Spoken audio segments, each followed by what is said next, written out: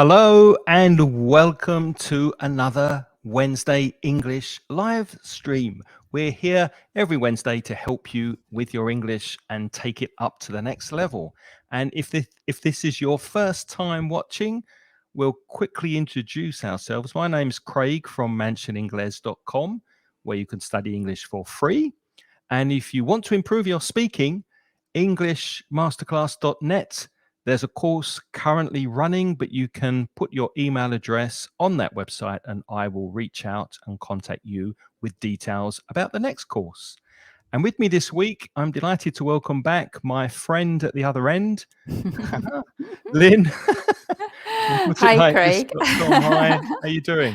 I'm fine, thanks. Thank you. And I'll introduce myself as well in case there's anybody new watching us this week. So my name is Lynne.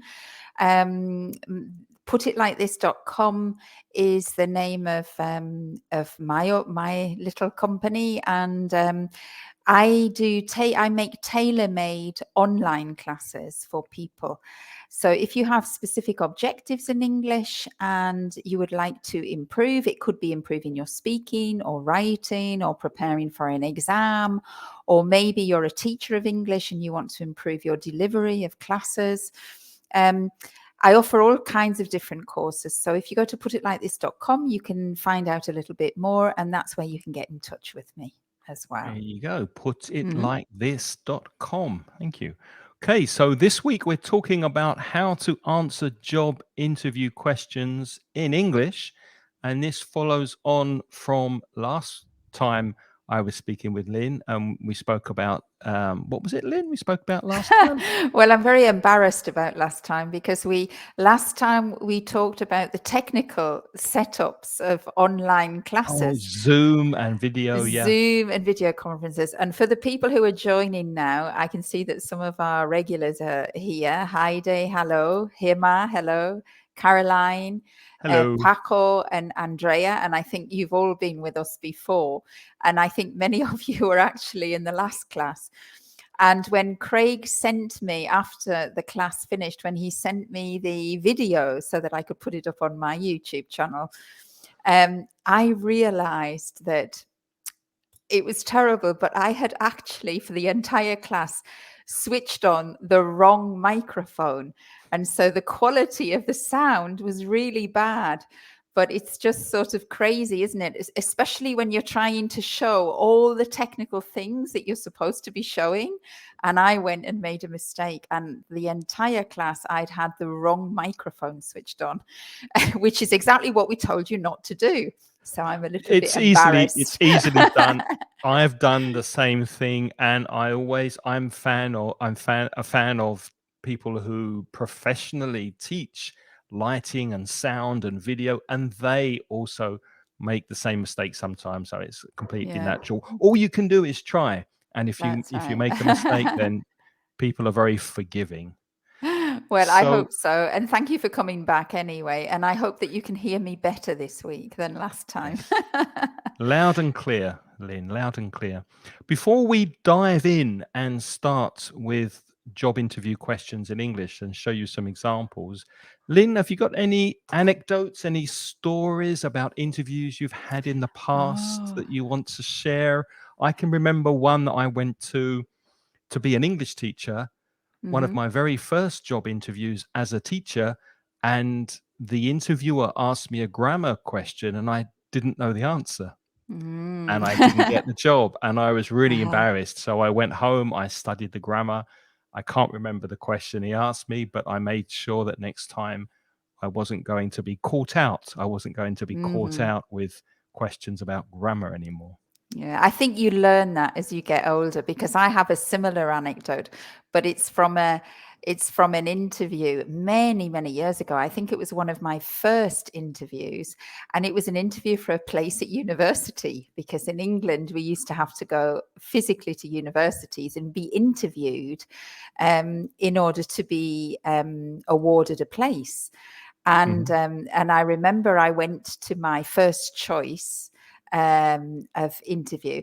I was in bad circumstances before the interview, because I remember I got really well, like, dressed up, very formally, and I had tights on and a skirt. And when I had to take the train to this city because it was in Sheffield and I was from Sunderland. And when I was getting on the train, I fell. And I had a really bad accident. I fell, between the platform and the train. Well, I didn't realize there was a gap, and one of my legs went right down there, and I fell inside the train. Did you hurt And yourself? well, I did, but the worst thing for that was that I dirtied my coat, and all of my tights Oh, were no. ripped to go to this interview. So when I actually got to Sheffield, I'd calmed down, but obviously I had to replace my tights and I had to try and clean my coat. So I was in a little bit sort of nervous going into the interview, and I was interviewing. I was young. And I hadn't really prepared the interview at all. And of course, I was going for a place. I wanted to study English literature. And the guy asked me a question and he said, "What do you like reading in English?" Which is a pretty basic question. And I was just totally unprepared. And I wasn't, I don't know why I wasn't expecting him to ask that, but I was just Yeah. totally naive. And so I gave an answer, but obviously it was a very stupid answer, because I didn't tell him about the classic literature that I liked. I told him about the popular literature that I liked, which is, of course, not really, it doesn't sound great to get an interview. So I learned from that interview, from that first one, that you actually have to be prepared for interviews. And I hadn't Yeah. really thought about it before. So That's a very, very good point, which brings us to some main points that you should bear in mind or think about when you're going for a job interview. And while we're doing this, if you are thinking about going for an interview, or you have had interviews in English, or there's a possibility that you will be doing a job interview in English, can you write in the chat that just say yes? Are you in the, how could I say it? Are job you seeker, in the Mark, are you in the job seeker? Are you a job seeker? are you in the job market? Yeah. Are you In in the job English, though, market? do you need to do interviews in English? Probably. And Lynn's anecdote illustrates that you should do research about your employer, first of all, what kind of company, if it's a company, what kind of company they are, their background, and also what kind of questions you think you might be asked in the interview. So you really need to prepare for your interview before. And if I can add one thing as well, sometimes it's difficult for us to think about what kind of questions will he ask me. Yeah. Yeah. But, to help you with that, before you try to invent things, right? Think about this. If you were the interviewer and you wanted to get to know potential candidates for the job, what do you think you would like to find out about the person? I think that really helps you if you try to put yourself in the shoes of the interviewer and think, okay, he wants to get to know me. What does he want to know? And what do you think he wants to hear as well? Because sometimes we tell our interviews, we answer the questions and we tell our life stories, but maybe that's not really interesting information for the interviewer. So I think that's interesting to put yourselves in the shoes of the interviewer. And if I take the example for me from years and years ago, when I was interviewing to get a place on an English literature course, the guy probably wanted to know, was I familiar with English classics? Was I widely read? Did I read a variety of literature? Mhm. And did I read because I liked reading? And that was probably what he wanted to find out from me. He didn't want me to recite to him what a Shakespeare play meant, because he knows that. But what he was trying to find out from me was not necessarily the detail of a book, but he wanted to know if I really was an avid reader. Yeah, if you And read widely. probably the interviewer for you, Craig, he wanted to find out whether you were competent and you Mhm. were able to explain a grammar problem to students. And I obviously Uh-huh. wasn't. I wasn't And you ready. I weren't at wasn't that ready point. You for the weren't job. ready. Uh-huh. So I Yeah. learned a good lesson. Mm-hmm. And Maria Clara is saying, yes, so this might be useful for you, Maria, the questions we're going to look at. And also, I know that Caroline, I don't know if you're still in the job market, Caroline, or if you are actively going on interviews at the moment. In fact, Mm-hmm. I had a student recently, I won't say her name, who went on job interviews and applied for jobs in English just to practice. She Oh, she right. she Uh-huh. had a job. She Mm-hmm. wasn't really interested in changing her company, but Mm-hmm. it's really good practice to have job interviews. It is in Yeah, English, yeah, yeah. No. and Uh-huh. just find out some Mm-hmm. information about Mm-hmm. your area, the area that you work in. Mm-hmm. And Mm-hmm. Andrea's saying that she researched a lot of background about the company. Yeah, and she Mm-hmm. tries to be aware. She tries to get to know what they're looking for the position, to Mm-hmm. talk about this. In addition, when I feel comfortable and confident, I can share more things. Exactly. The Mm-hmm. more you know about the company and the interviewer and what they're looking for, the better you will come across, Mm-hmm. the better impression Mm-hmm. you will have. Yeah, I understand your nervousness. In fact, I had a kind of a job interview 2 weeks ago, kind Oh, of a job uh-huh. interview, Mm-hmm. and I was fairly confident that it will be okay, but I was still a bit anxious, a bit nervous. Mm-hmm. I Mm-hmm. did not know the person I was going to talk to. I did Mm-hmm. not know what kind of questions she was going to ask me. And even though I've got a lot of experience in my profession, I was a bit anxious, a bit Mm-hmm. nervous before meeting the person. And when I was sitting down, the person was lovely and it was fine. It's just that fear that you have to overcome, that you have to jump in. And if you practice like my student did and went on interviews without really looking for a job, if you get lots of practice, it will become easier. Mm-hmm. Mm-hmm. And I also think as well, the thing that because I know that you say you feel nervous, and I think it's a normal thing that people feel nervous before the interview. But the thing I always try to tell myself to calm me down is I think, I don't know anything about the company. I might not want to work for them when I find out about the company. They don't know anything about me, and they might or might not want to work with me when they find out more about me. So the purpose of the interview is really just for us to find out information about each other, and it goes both ways. To be a good fit. Yeah. And I prefer to look at the interview from that perspective than the perspective of I really want this job, because you don't really know that you really want the job. You think you want the job, but really you don't know anything about the company, and you might decide you don't want the job. So if you go into it more like we're both here to find out more about each other, I find that sort of vision of it makes me relax a bit more, you know. Yeah. Mm-hmm. And moving on to something else, which I think is worth mentioning, be aware of your body language. If necessary, practice in front of a mirror before you go, or with Mm-hmm. a family member or a friend, and make sure you've got open body language, which means not sitting like this with your arms crossed and your legs crossed. Don't close off your body. Be open.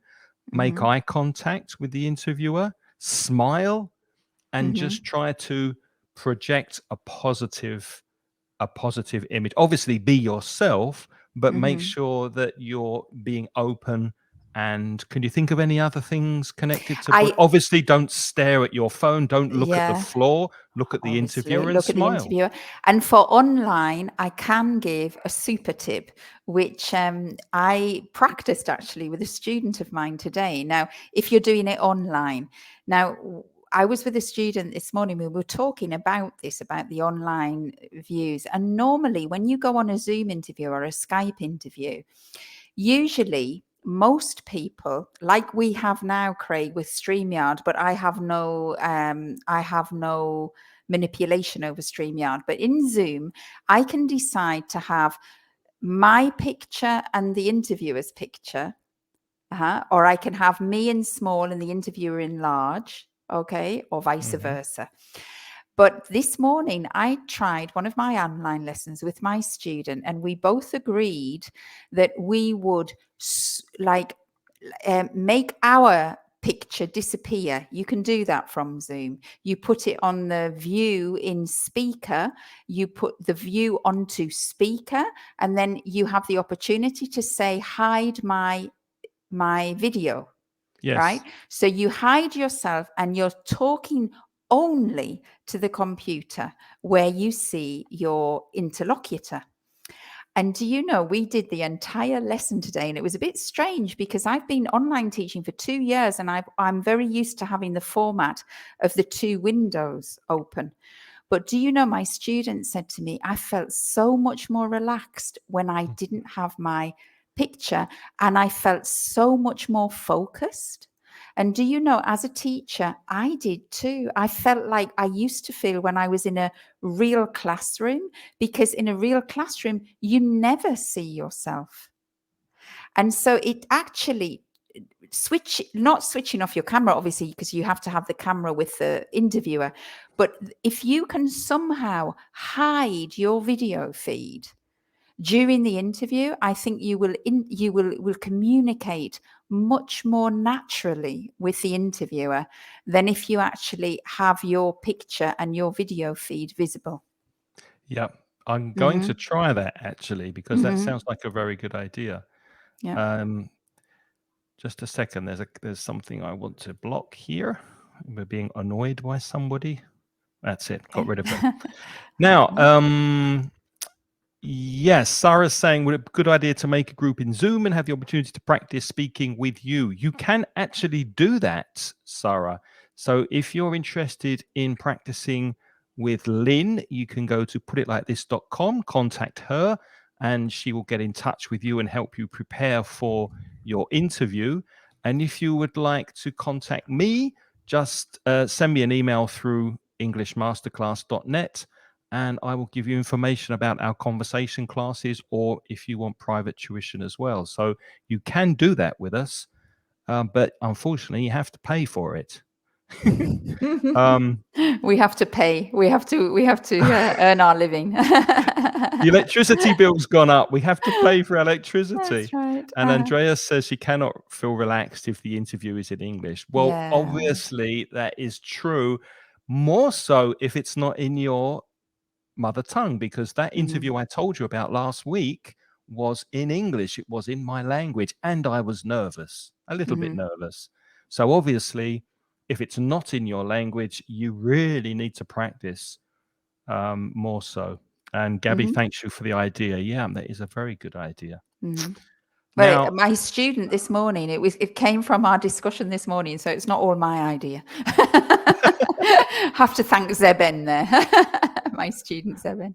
thank you, Zeben. So we've got some example questions for you, and what we'll do is we'll show you the question, and then we'll give you 2 or 3 minutes to write how you would answer this question in the chat. And then we will show you an example of how we would answer this question if we were having a job interview. And the first one is, tell me a bit about yourself. Now, that's a tricky one. How would you answer that in 1 or 2 sentences? So if you guys, if you're interested in sharing with us, see if you, oh, there's Zeben. Hi, Zeben. You heard me talking about you. Well done. Speak Just of the seen him in the devil. chat. Speak of the devil. Speak of the devil and he His will ears are appear. burning. Sorry. What was I going to say there about? Tell me about yourself. How would Tell you me about answer that yourself. question if you were Yeah. asked that in an interview? It's a difficult one. Sorry, I wanted to say to the people, sorry, Okay. Craig, but I wanted to say to our guests, if you want to share, write what you would say in your answer, and we can talk about it. In the meantime, Craig and I, as you're writing your answers, Craig and I will make conversation. So I think about, tell me about yourself. You know, there's a thing about this. Everybody wants to talk about themselves, always. Generally, would you agree, Craig? Yes, and Yeah. it's a very good technique to, if you meet somebody and you're making small talk is to ask them questions about themselves, and then Exactly, they because think you are a really great conversationalist because they they've think been you're speaking all the interested time. in them. That's right. Yes. But this is a question in an interview that I think is a double-edged sword. What does that And mean? well, a sword is the weapon. It has a big blade. It's like a really big knife. You know, they used to use it, the knights in medieval times. They had a sword. And a double-edged sword means that it cuts on both sides. And we use that metaphorically in English. A double-edged sword means this is something that you have to be careful of, because you can cut yourself on this side and you can cut yourself on that side. It comes with a danger. And in an interview, this question comes with a danger, because the interviewer really doesn't want to know lots and lots of detail. So you should also prepare this question and tell the interviewer the things that you think could be interesting for them. Yeah. So, for example, would you agree with that, Craig? I would, and I think a mistake that a lot of people make is they say, "Well, I was born in 1989 and I grew up," and then they can see that information on your CV. Mm-hmm. So you want to give them information that directly relates to the job you're applying for. They're Mm-hmm. not interested about your family, your dog, your hobbies. They're interested about you and how you can help the company and be good Mm-hmm. value to the company. So you Mm-hmm. have to make it directed at the job you're applying for and relevant. That's Mm-hmm. an important word, Mm-hmm. relevant to the position. Mm-hmm. So I think we can see Himina has offered us a response. Yeah, Himina. So first of all, we look at the English, right? So I live in Argentina, fine.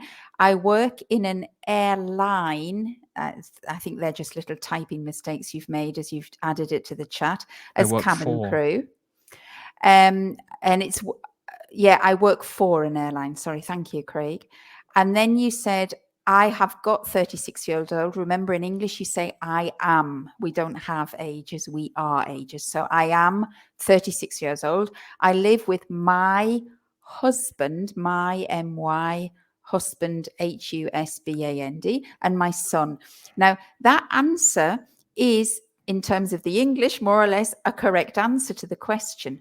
But what we've just been saying, I think that's also an example where maybe that's not the appropriate answer to give in an interview in English, because from your curriculum vitae, whoever who has invited you to the interview knows that you live in Argentina. They know what your current job is. They know your age.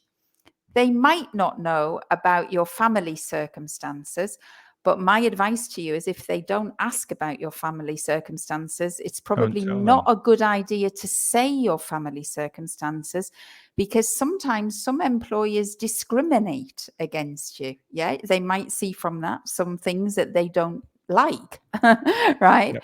Yep. So maybe that's not the most strategic answer to give, Himina. Yeah. Also, having a husband and a son, that doesn't really tell the possible employer how well you can do your job and how No. motivated you are.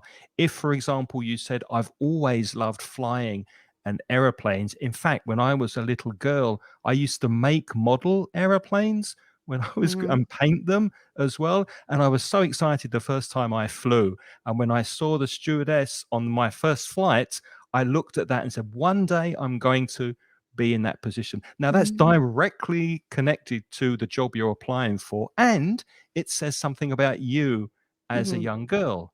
Something And like it that would be makes better. you super interesting. The way Craig has said it, it makes you interesting. And then the interviewer is interested in you.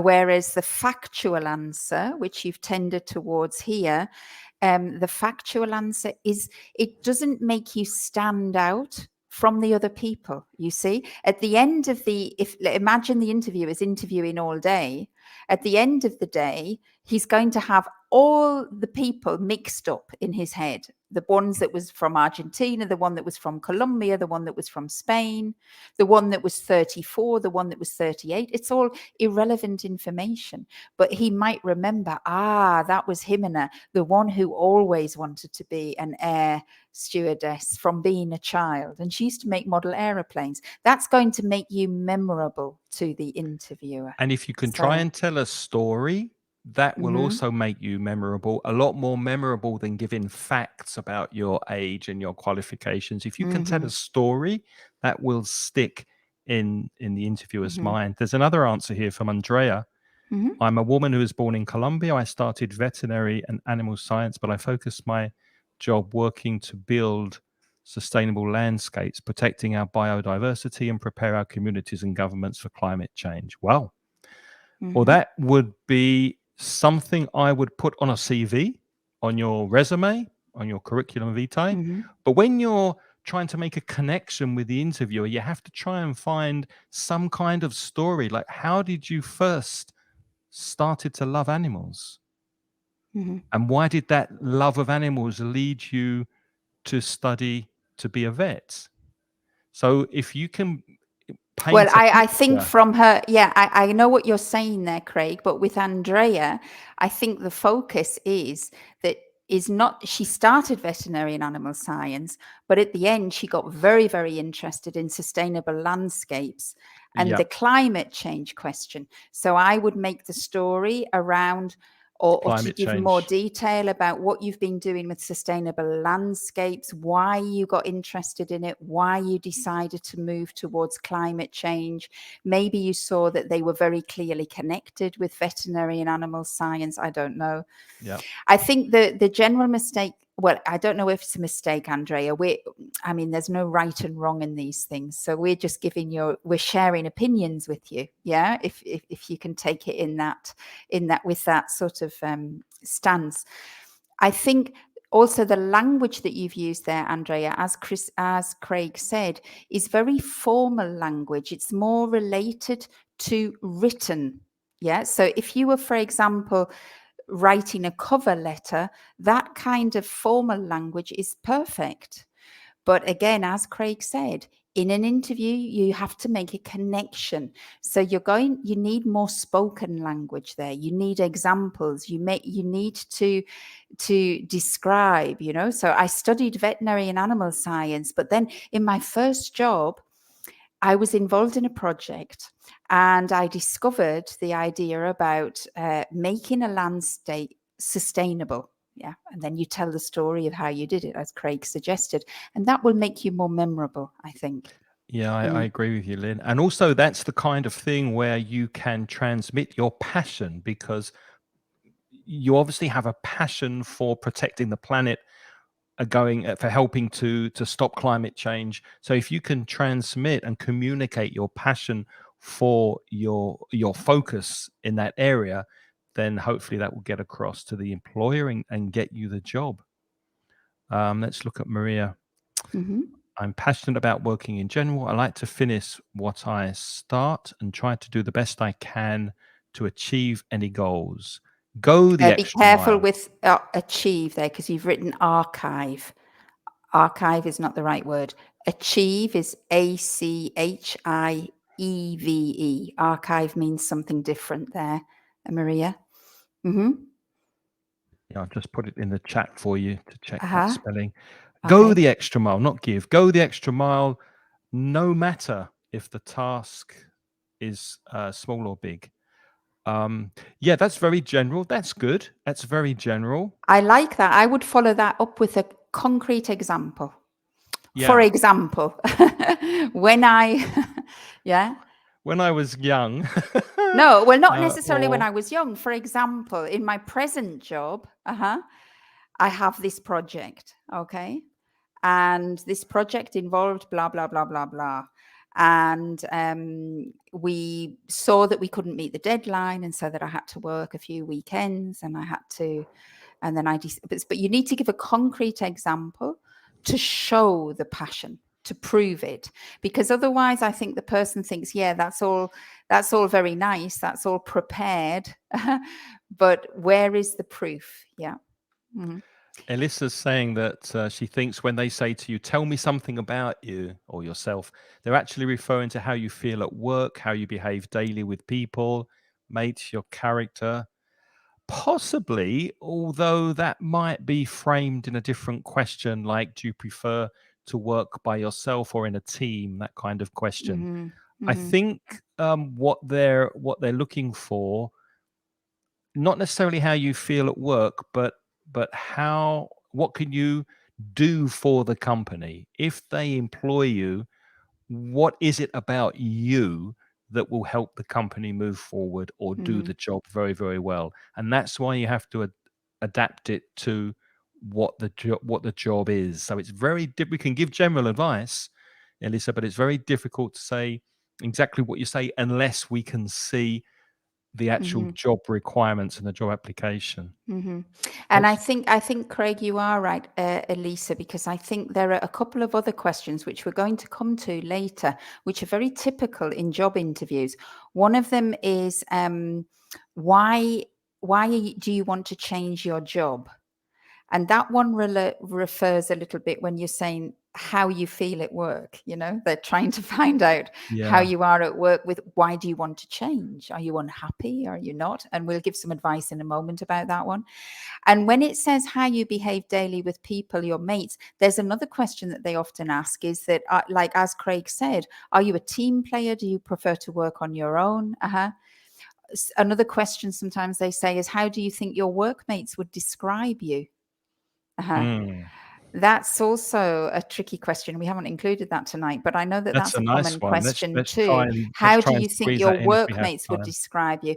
But I don't think that's what they are after. I think if they want to find that out, they'll use a different question. I do think that when they say, tell me something about you, they want to break the ice.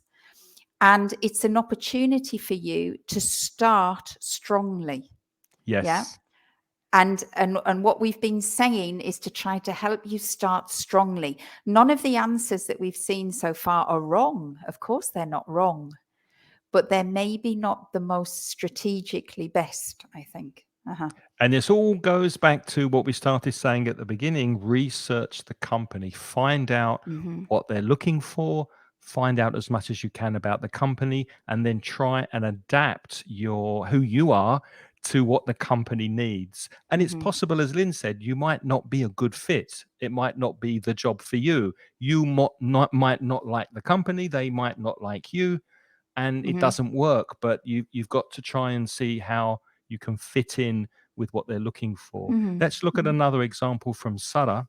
She's Mm-hmm. 30 years old. She's a responsible, punctual, and kind person, and considers that creating a positive environment is a key to get success in any place. I believe that I'm a person who thinks in fulfill with the objectives. I think I'm a person who would. Who tries to fulfill the objectives Is of that a any collocation? company Fulfill the objectives? Yeah. Fulfill uh, the objectives of any company and work with perseverance, patience, and and responsibility. responsibility. There's a Again, few spelling errors there, Sarah. I You think might that's want to run that through it. an excellent paragraph for a CV, for a resume, as Mm-hmm. an introduction at the top. Who are you? How, Mm-hmm. what attributes do you have to your personality? But in the actual interview, you want to make a connection with the interviewer. Mm-hmm. You want to try and find common ground, let them know what kind of person you are. So this will be great written on the resume before you go to the interview. But when Mm-hmm. you're sitting in front of the person, again, you've got to try and find a connection, a story in order to Mm-hmm. to I to think I think from what I'm seeing here from Sarah's and what some of the other answers that we've seen so far, I think there's a little bit of a confusion here as well. Be very careful because with CVs and with LinkedIn, for example, the social media thing where you can try to make connections, they're pushing you now, also job consultants, who try to help you find jobs. They push you to create a mission statement. And they're what usually for Sarah's companies, written aren't there, they? Well, a mission statement is usually for company, but Yeah. they say that you should have in 50 words, you should try to be able to express who you are and what you want and what makes you Okay. different. Yeah. And Mhm. these answers that many of you are sharing with us, they seem to me to be more these kind of statements. They're written statements that you put on a summary on a CV before you start listing your experience, or you put it on LinkedIn. There's a special word on LinkedIn, what it's called, but at the moment I've forgotten it. I'm sorry. But I know when you make your Profile? LinkedIn profile, yeah, it's like Mm. a profile statement or something like that. They have a word for it. And that to me sounds like these things. Yeah. Yeah. But people don't use these in face-to-face communication. Okay. So that's something that maybe you could try. Alexander's Bef saying your bio, your bio, like biography. It's like a, Whoops, your biography. Yeah. yeah, yeah, Andrea's saying, yeah, thanks. We exactly. And create me, formal messages. Yeah. uh-huh, Which, I mean, when you're in the job interview, you should take the lead from the uh-huh, interviewer. When I say take the lead, it could be that the interviewer wants a formal interview, in which mm-hmm, case you follow that lead and mm-hmm, you are formal with him or her. It could be that the person wants you to relax, they're very informal, but you kind of have to wait and see how the mm-hmm, interviewer is going to take the interview. So don't jump too quickly, just wait and mm-hmm, see what the general atmosphere of the interview is going to be. mm-hmm. And And I, one or if, two one, sorry, may I? Or yeah, go ahead. sorry, are you finished? No, one or two people I've seen that Hima has said it's very difficult for her to talk about herself. Elisa has also said it's very difficult to describe yourself and you feel blocked when somebody asks you that Asks question the in an question. interview. But again, ladies, think about, if you've researched it, if you think about what does that person want to find out about me? Because Hema, you've got loads of detail about your life, and Elisa has too. We all do. We've got loads of yeah. It's because the question is too general, Too isn't it? The broad. question's too general, and then we don't know what to choose. So ask yourself, what is useful for this guy or this lady or whoever's interviewing? What is useful for them to find out about me in order to think that I would be good to get this job? Yeah. Before we So, mhm, before we give you an example of what we would do if we were being interviewed as a teacher, I want to go back and just touch very quickly on the idea of CVs, because mhm, there's a couple of things I want to say about CVs that I think are important. If you have a CV in your language, and I know there are lots of Spanish speakers watching, well, not Caroline, but whatever your mother tongue is, get it translated into English by a professional translator. Please don't try and do it with Google Translate, because that is the first impression the employer is going to see. Your CV in English translated, and make sure there are no spelling mistakes, that it makes sense. Please pay the money, invest in your future, and get your CV professionally translated. And I don't know if you agree with this, Lynn, but I would always keep it to only one page. Doesn't matter mhm, how old you are and how many jobs you've had, make it relevant to the job you're applying for. Only have relevant information and make it one page. The interviewer has a pile of CVs to look at. And if it's too long, they won't go to the bottom. Make it very, mhm, very short. And again, adapt your CV specifically to the job you're applying for. mhm. Any comments on that, I'm Lynn? Yeah, I'm not sure whether I fully agree with your last point about keeping it to one page, because I think that's a cultural thing and it depends where the job is being offered. I think in England and in America, they tend to like that one page summary. But for example, I know that in some countries, they want the CV to accurately show every place you've been. Uh-huh. And they look for gaps and they say, what did you do between these two? There's a gap here. Yeah. So True, but I think you but need some to people find expand out that what and they'll the, put like a whole paragraph yeah, describing what they did at their job. yeah. All you Hmm. really need is the dates and the position. Uh-huh. And if they want more information, they'll ask you in the interview. Yeah, uh-huh. But there are different types of CVs, Craig, because I know that one type of CV is literally a chronological type of CV where you just do the dates and the places. But another type of CV is a skills-based CV where Hmm. you try to enumerate the skills and that you have and where you got them. And that's a different format. So I'm not sure about giving I'm not sure whether one page is black or white, but it's true that, again, I think it's the same base advice as with face-to-face interviews. You have to put yourself in the shoes of the person who is trying to find out about you. So Hmm. you have to provide them with the information that you think is relevant to them. Yeah. And try to get rid of all the stuff that's not relevant, because there's a lot of stuff that's not relevant, obviously. Uh-huh. In some professions, you can even do a video CV. Yes, Like that's very do a popular video now. and talk about yourself and send Hmm. that, and that would maybe put you at the front of the queue. Alyssa's saying, And "Yeah, and a mine is video, long." Yeah. and I have to say, a video CV or a video introduction is a new modern way to do it. You can record yourself on Zoom, and of course, for you guys doing it in English as non-native speakers, that's perfect because you can record yourself again and again and again until you've got it perfect. So that can actually put you at a huge advantage, if you can make a video of yourself explaining your experience. But of course that's another series of classes, how to make a video. Yeah. I like Nelson's answer. Hi, I'm Nelson. I'm a carpenter. Hmm. Perfect. Yep. There's nothing more I need to know except show me some examples of your work. That would be Yeah. my next Uh-huh. question. But perfect. Yeah. Yeah. Okay. Andres, what about the strengths and weaknesses? We're coming to that, Andres. Yeah, we better move on because we haven't got We beyond better the move first on. question yet. Yeah, We we're have still on the we first have 3 question. pages, but we're on the first question. So shall Okay. we go? Because I Yeah. have got that somewhere here. Shall we go to that one? What is your Yeah, why greatest not? strength? Uh-huh. Hmm. Hmm. What would you say to that if I said to you, what is your greatest strength, Lynn?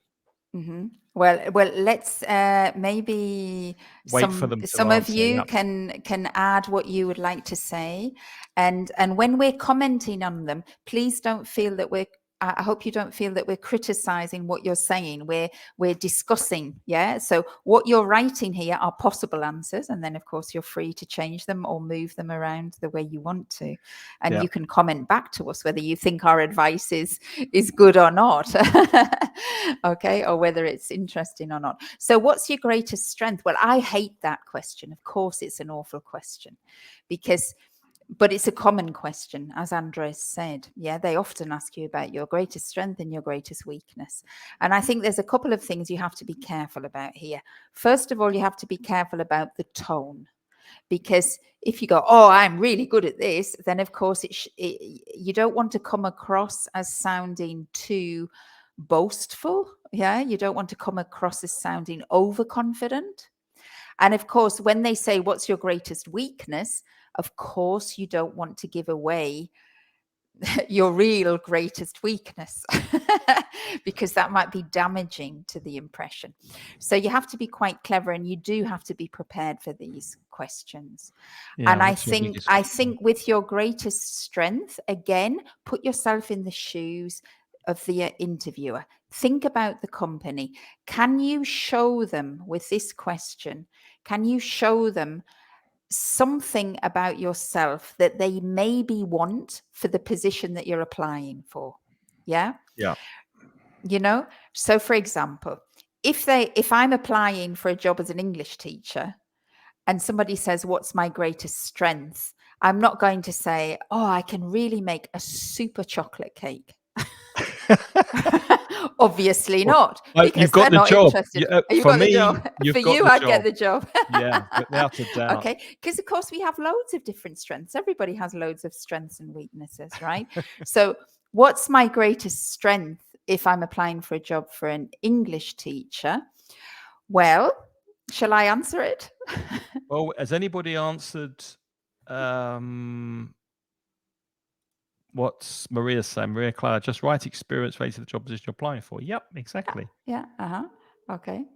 Um, yeah, nobody has given an answer, so let's give our answer. What's your Mhm. greatest strength as an English teacher, As Lynn? an English teacher, well, I think it is because over the years when I've been teaching, I think I've learned that there is no one type of learner. I've learned that very, very clearly. And I've also learned that, like, so each student learns in different ways.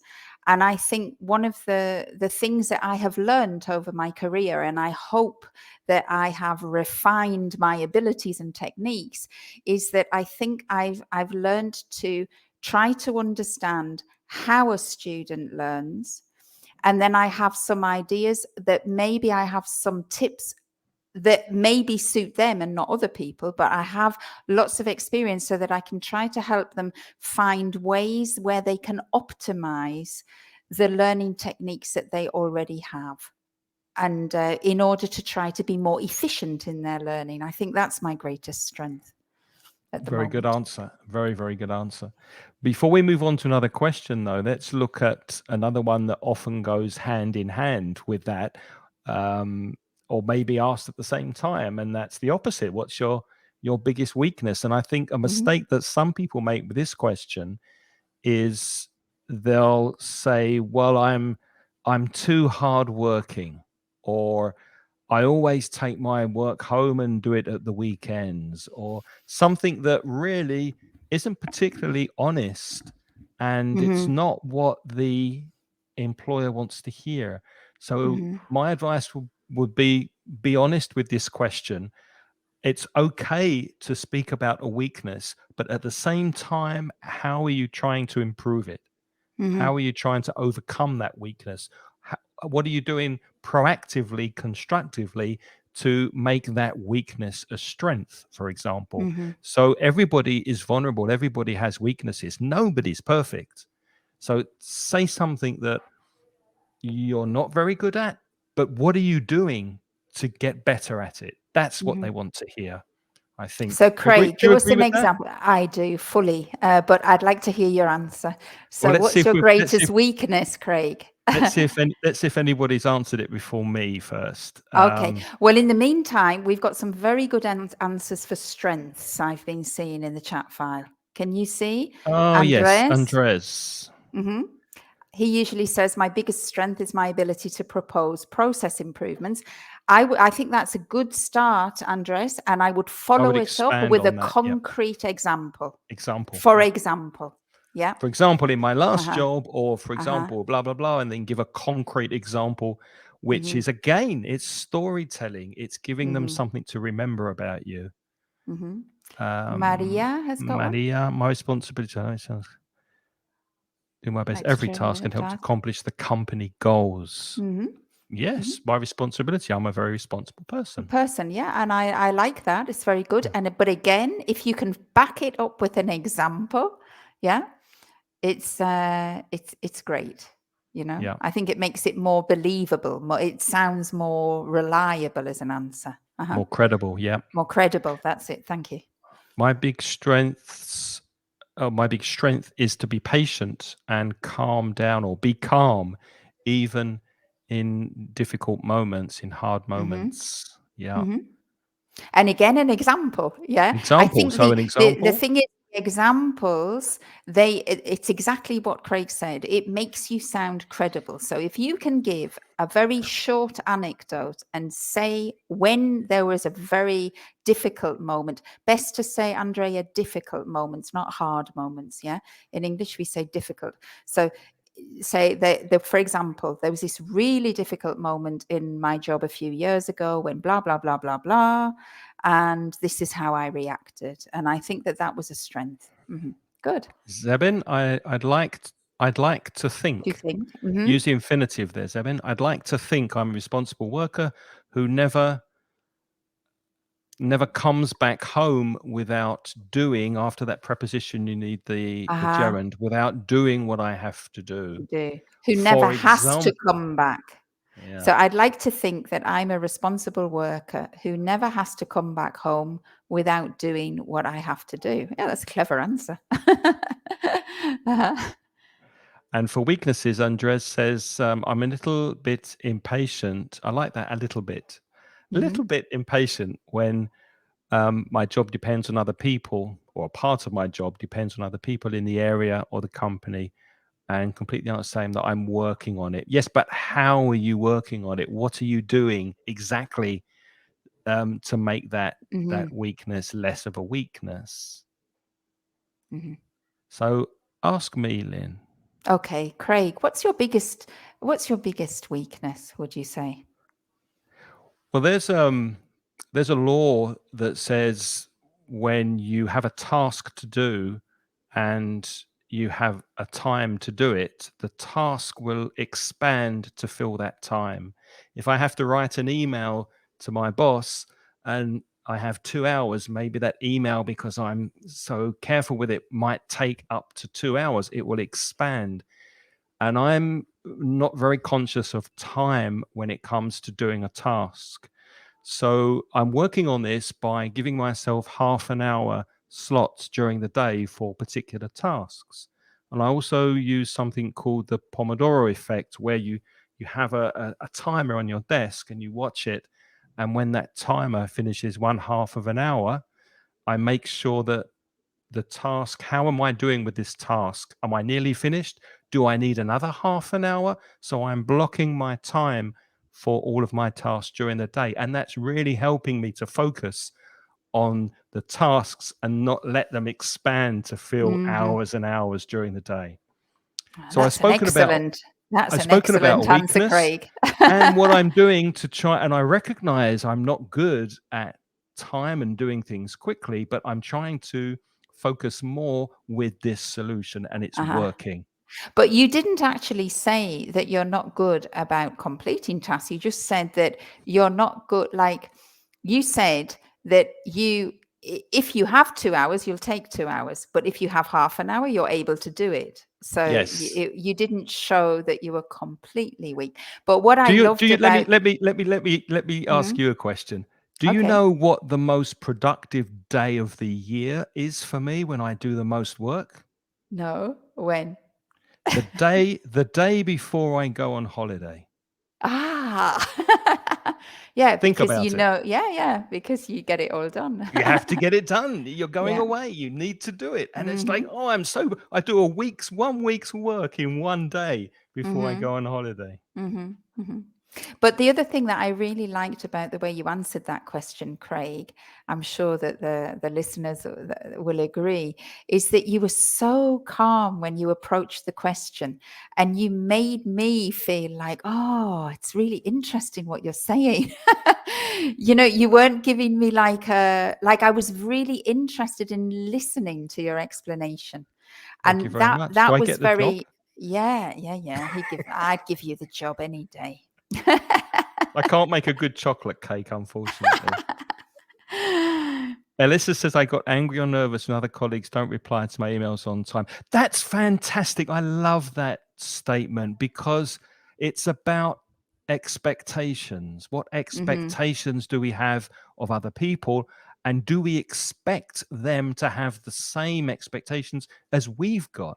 If I send you an email, Elisa, and I expect you to reply the next day and you take 3 days, maybe your expectation of a reply is 3 days. So we're all different. And one thing with emails, for example, is that people have a different approach to emails. For example, if you're working alone by yourself, like I am very often, emails take me away from my tasks because I don't really have a boss. So I can leave emails for a day or two without replying, even though the other person thinks it's urgent. However, If I'm working for a company, it's a different story. Maybe my boss expects me to reply the same day.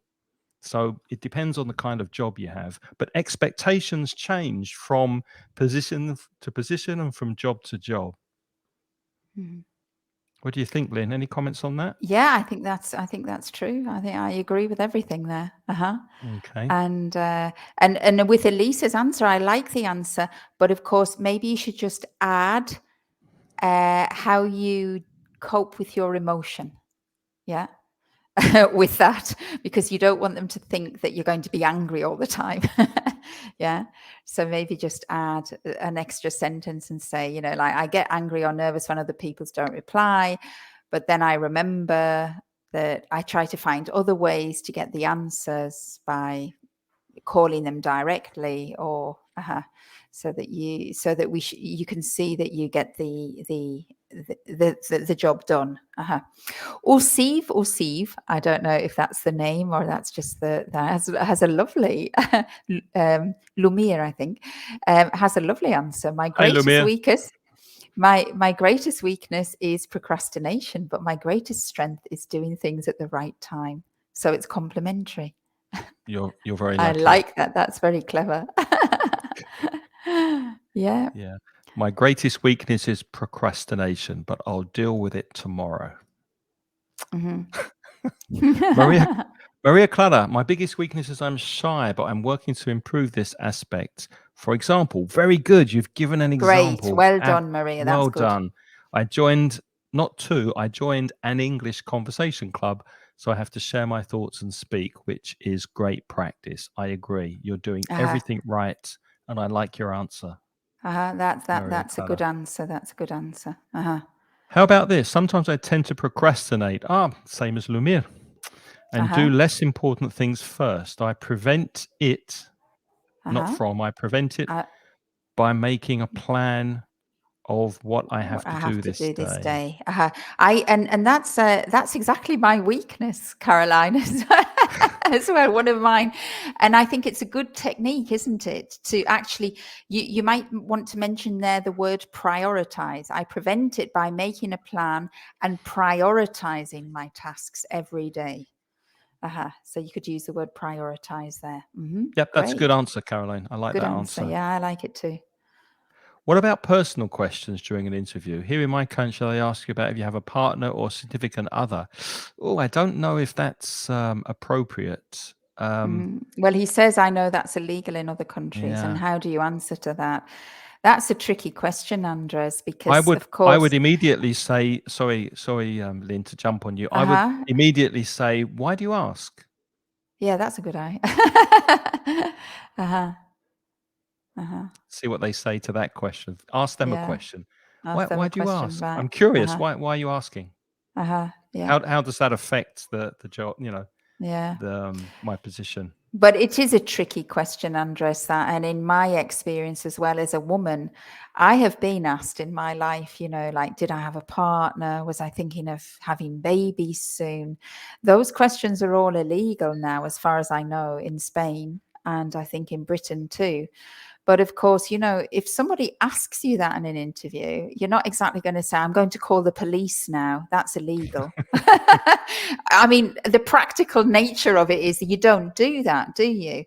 And if you say, I'm not going to answer that because it's not appropriate, probably you're not going to get the job because the person is being cheeky with you.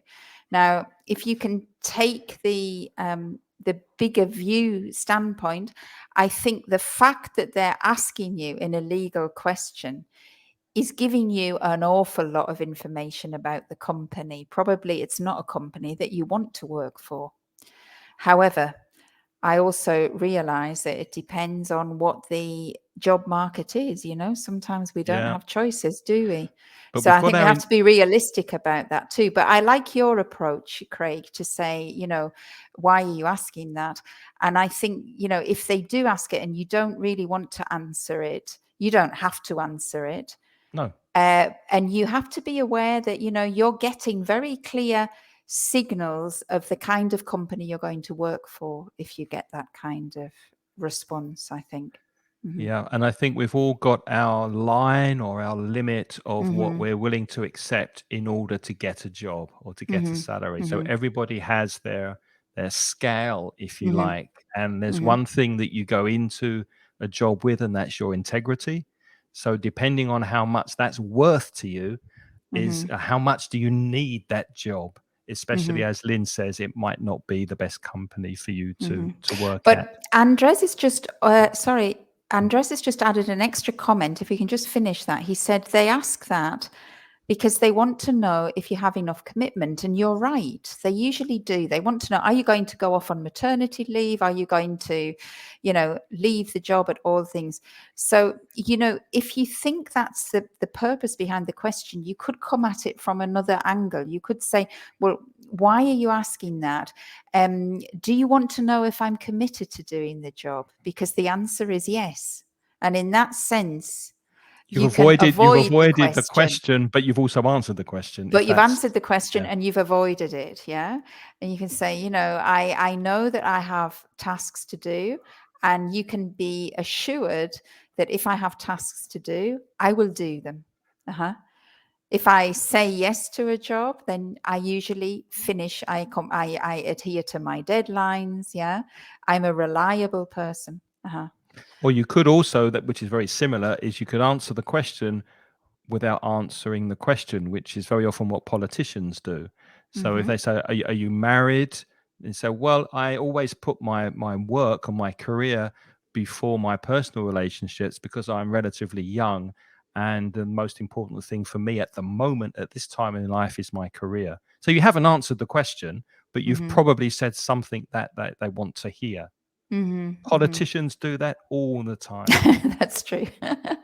Alyssa's asking what procrastinate means: to Mm-hmm. postpone things that you need to do. So you wake up in the morning, you've got a very long to-do list. And if you're like me, before you start working, you make a coffee, you clean the windows, you go to the supermarket to buy some more milk, you clean the desk, and you do everything except what you need to do, which is the work. And Mm-hmm. that is procrastinating. Mm-hmm. Well, Craig, we haven't been procrastinating, but this has been a great session because all of you have participated so much. Yes. And because you've participated so much, I think that's great. I really enjoyed it. But we actually haven't got through we had 2 pages of questions here. So should we continue this in another session? What do you Well, think? let's ask Maybe, people watching, if yeah, you're what do still you with us, think? would you like us to do a part 2 in 2 weeks and look at some more interview questions? Did you find Questions this and useful? Because we're mhm, very happy to do a part 2 again and look at different questions, and mhm, obviously quickly recap on some of the important things we've said today. So if you want mhm, us to revisit this topic and talk about this again, just type mhm. yes.